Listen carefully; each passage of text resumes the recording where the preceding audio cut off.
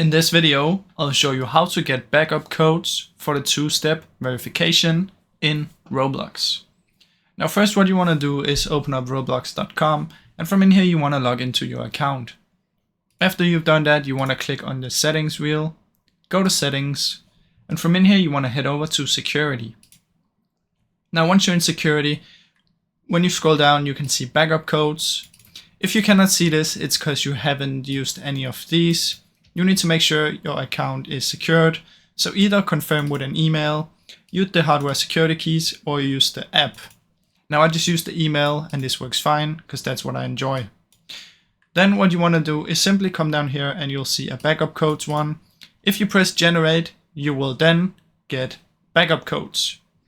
So when you generate it, you can save them somewhere and you'll have your backup codes ready for your authentication. Now this is useful if you lost your account or someone hacked you or anything like that. So that's basically how it works, guys. Now I really hope you enjoyed this video. If you did, please leave a like and subscribe as it helps me out a ton. Thank you so much for watching.